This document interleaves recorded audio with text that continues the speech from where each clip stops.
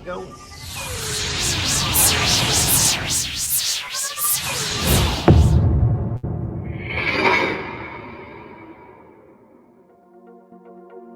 All right, now this is where I say, okay, you know the rules. The robots are the ones who do the painting, and that means you do the guessing. And I do give a few clues along the way. Now we're going to start with an interesting one.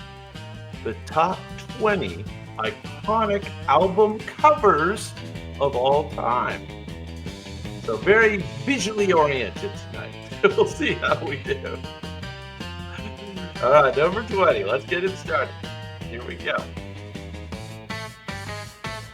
Now this dreamy dusk shot shows a luxury building bathed in golden light. You have to take my word for it. The location is a real hotel in Beverly Hills. It's not just a lyrical metaphor. It evokes eerie calm and Californian excess in one moody frame. The music behind it tells tales of fading fame and a mysterious woman. Now it's the cover to an album featuring one of the misinterpreted guitar solos in rock. There you go, Sandra. Very good. Let me read that last clue again. It's the cover to an album featuring one of the most misinterpreted guitar solos in rock. Tucker! What's going on, man? That's right. This is the Hotel California. There it is. So, no words on there. We had to take the words off. This is by the Eagles, of course. The Eagles. I guess I needed to ask you that. Who knows the year? Anybody have a guess on what year Hotel California by the Eagles came out? So we'll try to get the album, name of the album for sure. And if we haven't already identified the group, we'll get the group and then the year. So anyway, down to number 19. 1976 was the year Hotel California came out. This one's kind of interesting. This cover looks like produce, but it's way more art than snack. It was designed by a man who has also painted soup cans. Early pressings of this album let you peel something off, literally. Now, a lot of these old albums were very 3D, right? They had different moving components on them. Yeah. It was 76, not 75, Doctor. But anyway, close enough. All right, now who knows anything about this album cover? The music was edgy, avant-garde, and it featured a German chanteuse. It's the Banana album that launched 1,000 bands. Okay, well, so Andy Warhol is the artist. And yeah, there you go, Doctor. Doctor's got it. This was the Velvet Underground. Now it has, on my answer here, it says the Velvet Underground and Nico. Now, I'm not sure what that means. I'm familiar with the Velvet Underground, of course. This was back in 67. Very good. We're doing well so far. All right, number 18. A glam icon, lightning struck and otherworldly. The makeup alone has inspired Halloween costumes for decades. Now this look debuted right after Ziggy, but with a little more sparkle. Doctor! Very good. By, you are correct, Aladdin Sane is the name of the album. And this is by the artist and the year. This is the cover where he became a literal Volk of glam rock. Uh, the photo was taken in just 1 hour. Now it's immortalized in tattoo shops and museums alike. Yeah, David Bowie, I'm very close. 73. David Bowie, 73. I think we'll give, anytime you get within 1 year, I think we'll have to count it. So yeah, Aladdin Sane, David Bowie, 1973. There he is. He's not doing much. He's just kind of staring at us. A little scary. All right, number 17. This is one of my favorite bands from back in the day. Now this one shows total destruction mid-motion. Punk energy in one frame. The image is black and white, but the typography, now we're not showing the typography on this album, but it was very much like an Elvis album. Someone's not having a great day with their bass guitar. Now you can't really tell what's going on there, but it's a musician smashing his guitar on the ground, I believe. The cover nods to rock's birth while announcing Punk's snarling arrival. All right, Doctor, you're gonna be tough on this one, I can tell. How about a year? You are correct. The name of the album was indeed London Calling, and the band is, of course, The Clash. And photographer Penny Smith initially thought that the photo was too blurry, but it became Punk's most iconic shot. And you are dead right. 1979. 1979. London Calling, The Clash. And then we see a little more of the scene there. I guess that didn't really happen.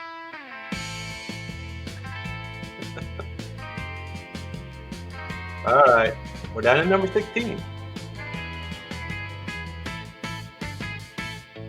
Now, a starman waits in a London alley, bathed in moody streetlight.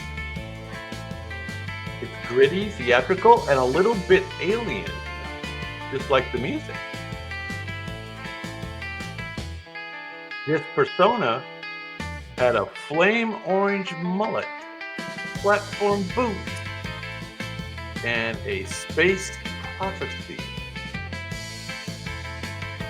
So what? Okay, so Sandra, you're right. You're right. That is the character's name. What about the full name of the album? Full name of the album. I like that, Doctor, but this is, I don't know, was that a different album than this? Now this had a different name to it. The cover introduced a character who fell to earth and into rock legend. He claimed that the K-West sign, there's a K-West sign there over his head, just looked cool, but fans insist it meant something, Kabbalah or King of the West. It was a furrier shop.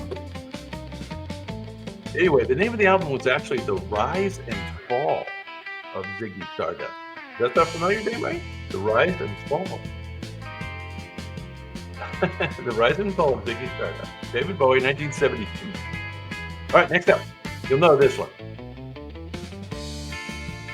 Two bandmates, mid-pose, whirling like something's out of a Shakespeare dream. There's a lot of velvet, a crystal ball, and some serious romantic tension. The pair on the cover were in a breakup and still had to tour together. Their names are All right, Brad. Very good. We do need the. Oh, you had the name of the album. Okay. So, who knows the year? Who knows the year? Brad's in the house with the answer. And I like the backslash. That gives us a kind of a more digital flair.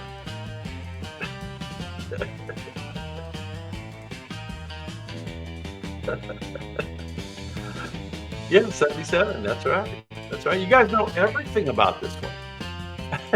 Pretty iconic image, right? Rumors. Fleetwood Mac, 1977. Now the robots are telling me that Stevie and Mick used to date. Was that true before Lindsey Buckingham came in? I didn't know that part.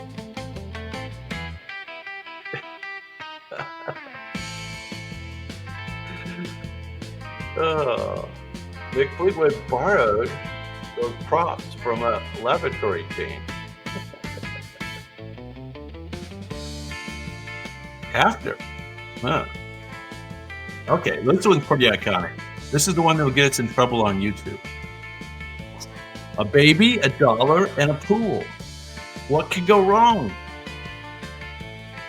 This image was banned, debated, and endlessly memeified. It captured the innocence and the cynicism of a whole generation. The band behind it basically dropped hair metal off the chart. Yeah, I know you guys know this one. Yeah, very good. Very good. Brad had that. Excuse me. Now, it's the naked truth of the 90s grunge. Chasing money before you can swim. So yeah, and Doctor has the name of the album there. Very good. So we have the name of the album and the name of the group. And how about the year? Anybody know? The baby, Spencer Eldon, later recreated the pose as an adult. What? I didn't know that.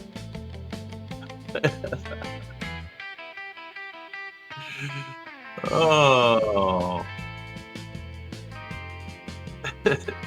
So yeah, I could not get any of the AI video makers to make me a video of this image.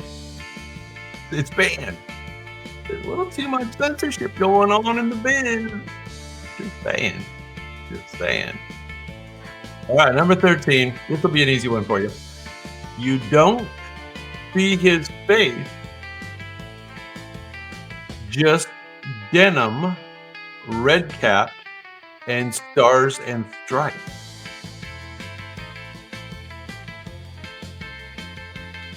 Yeah.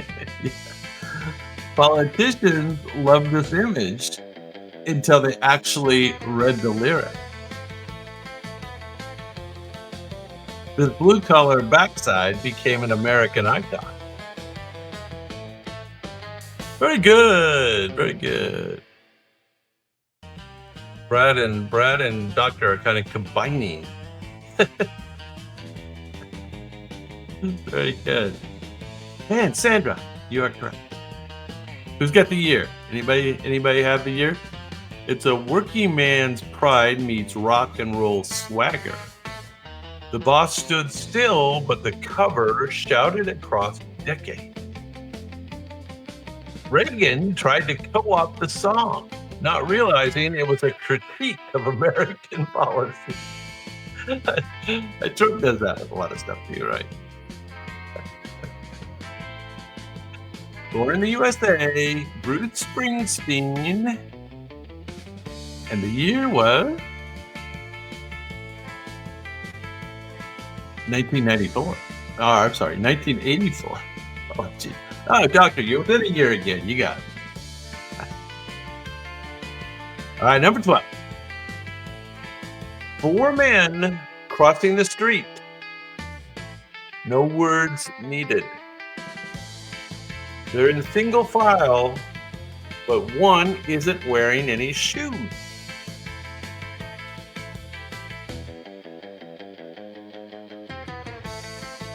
This pedestrian moment sparked years of. What was the conspiracy? You guys have to come up with the conspiracy for me now. You obviously got the answer here, Brad.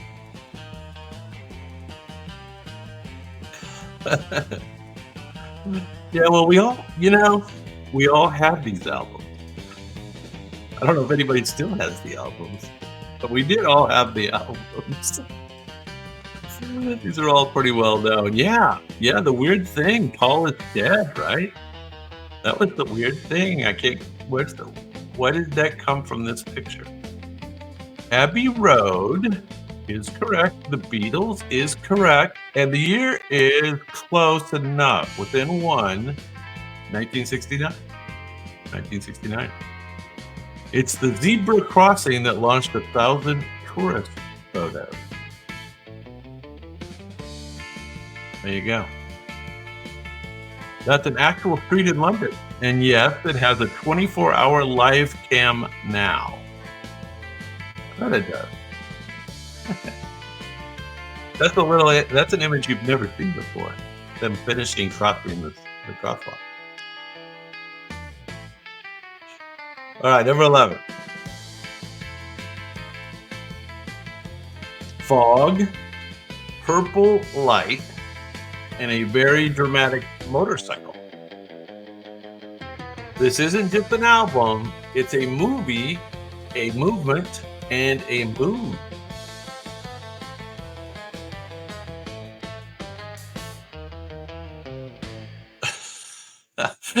The robots missed the barefoot, huh?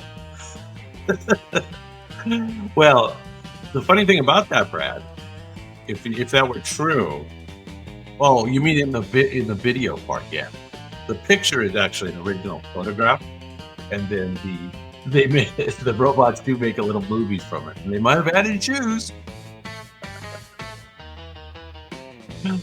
All right, so Brad had the album, Sandra adds the artist, and who got the year? Anybody know?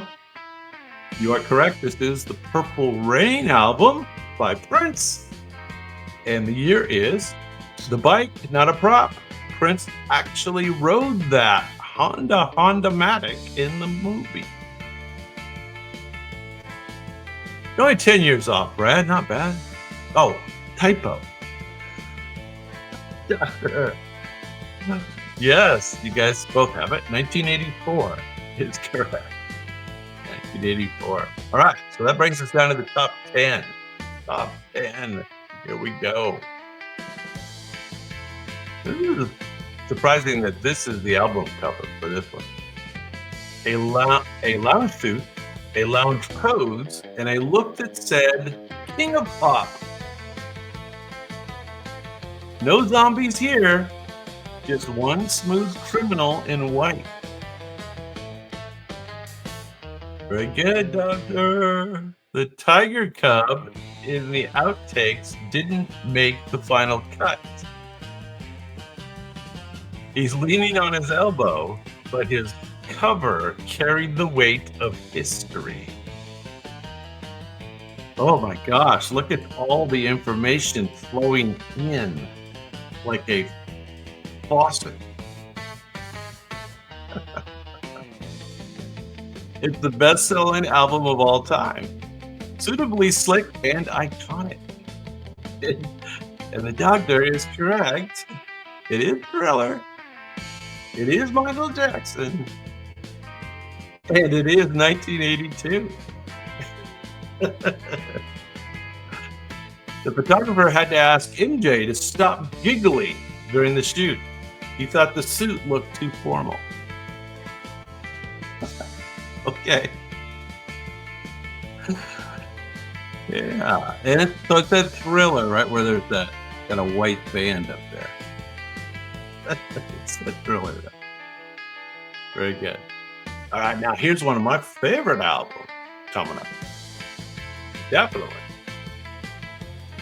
A motorcycle bursts from a grave. Subtle, right? It's not just an album cover, it's a whole Wagnerian Fever Dream. Wagnerian Fever Dream. Okay, got that. The artist behind it also painted comic books and heavy metal fantasies. A giant bat loomed over a crimson sky. Opera, but make it rock. This is what happens when camp and chaos find perfect harmony. All right, so the doctor's got it. Matthew, what's going on? It's not Iron Maiden, Matthew, but close. The doctor is within one again, so we're gonna have to give him the nod here. This is one of my favorites. You guys like this album? I love it though. By the Dashboard Lights. Bat Out of Hell, Meatloaf, 1977. 1977. The dramatic painting was done by Richard Corbin, famed for heavy metal magazine covers. There you go. Yeah, very cool. Watch the little video here. It's very cool. They get this motorcycle guy down. All right, we're down to number 8. Let Me Sleep on It. Now, this one is a garden party for the weirdest guest list ever. Historical icons, wax figures, and a band in Technicolor uniform. There are flowers spelling out words, and also a grave. More of this grave stuff. This cover cost more to produce than most albums did to record. All right, so let's get the full correct answer, please. It's a psychedelic explosion that changed what album art could be. The Beatles wanted Hitler and Jesus on the cover. One of them got nixed. All right, so Doctor, you're going to make me put it all together? No, Sandra's going to help out. Sandra's going to help out and put it together for us. Who's got the year? Who's got the year? That's important. I was surprised. I thought this was after the other one, Abbey Road, but this was before. Yeah. The Doctor's got it. 1967. Dr. Pepper's Lonely Hearted Club Band, The Beatles, 1967. There you go. All right. Next up. The picture leaves something to the imagination. A grid of bricks, no band name, no fuss. It's white and bare, but hiding a storm of emotion and sound. This concept album told a story of isolation, trauma, and yes, bricks. The cover screamed minimalism. The music screamed everything else. What? Yeah, they're gonna come in with the British bands. All right, so we're looking for the album, and Stuart has that, and the artist, and he has that. Who knows the year? Who knows the year? It's a wall that became a monument to rock's most theatrical ambition. The wall design was drawn by illustrator Gerard Sharp, who also worked on the animated film adaptation. That's right, there was a movie for this. You guys remember the movie?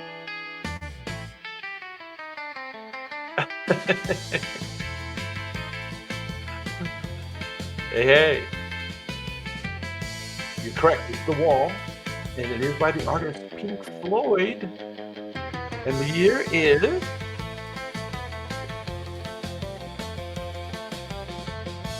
about 1979. There you go. All right, next up, number 6. Neon pink and green that I've almost edited out of the picture to make it a little harder to guess. Hit You Like a Rock and Roll Punch. The band mid-shout, mid-strum, pure 50s energy. This cover didn't just sell music, it sold rebellion. The color combo was so bold it got reused by punk bands. That was the Clash actually reused this in the London Calling cover that we've already seen. So yes, who knows the actual album name on this one? Anybody know? This is all the way back. I'm going to give you the year. This is all the way back in 1956. So that's a long time ago. The Clash's London Calling intentionally mimicked this layout as a punk tribute. There you go. So it is Elvis. It is Elvis. And the album is a bit of a trick question. The album is Elvis Presley, and the artist is Elvis Presley. I told you the year is 1956. So there you go. All right, number 5. You've been getting all of them too easily, so it had to be a little hard. All right, I didn't even remember this album cover. This is a weird one. No band name, no album title, just a picture on a peeling wall. So, I don't know, you can't quite tell yet, but that's a picture hanging on a kind of a deteriorating wall. The painting shows an old man with sticks on his back. Urban decay meets rural mystery in this cryptic tableau. It's a cryptic tableau. Fans had to earn the knowledge, like rock archaeology. All right, doctor. All right. And you even got the number. Although we tend to use Roman numerals on this. But you are correct with your answers. You've got it all. Now, how about the year? Yeah, how about the year? Anybody know? The Sticksman painting was found in a thrift shop by Robert Plant. This is Led Zeppelin 4, and pretty close, 1971. You had to earn the knowledge. Like, what is that about? Explain, please. All right, now we're into the cryptic bunch. The top 4. It's all cryptic. All black, that's it. And somehow that's everything. It was a statement of mourning and a declaration of defiance. The logo is the only splash of personality, and it was just embossed, right? You can't see it because it's embossed. It's not a color. After losing a lead singer, this was their thunderous return. Matthew! Very good, Matthew. The cover doesn't whisper. It roars in silence. So yeah, can you imagine me trying to draw this? Or the robots? Got hard. They're trying their best. Back in Black, AC/DC, and the year was, anybody know? The original vinyl had a raised gloss AC/DC logo.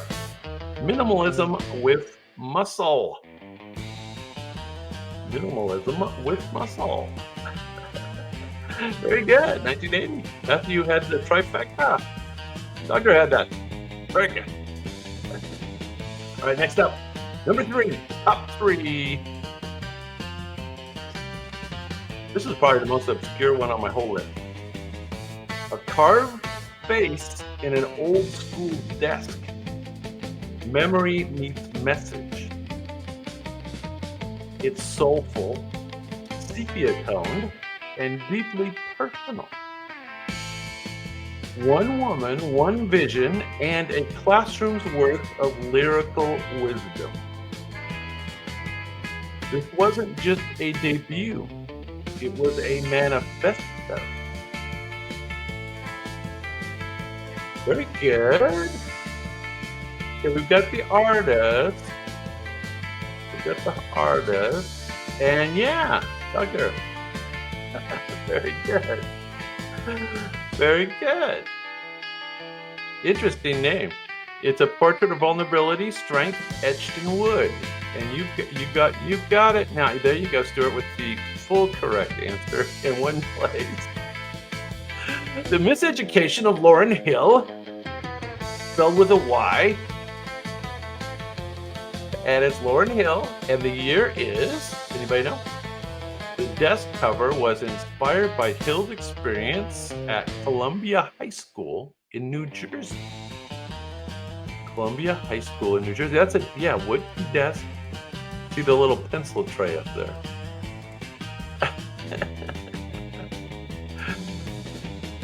Pretty close. 98. 98. Pretty close. Okay, top 2.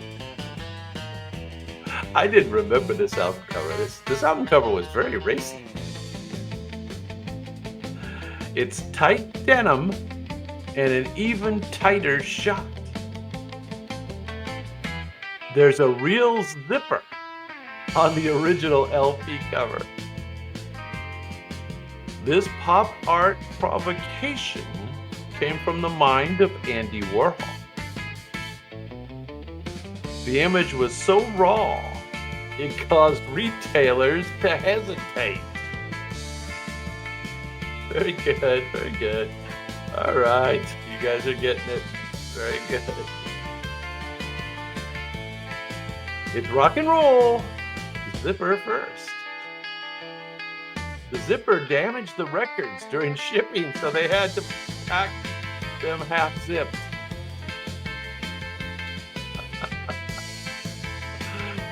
All right, you guys got it. How about the year? Anybody know?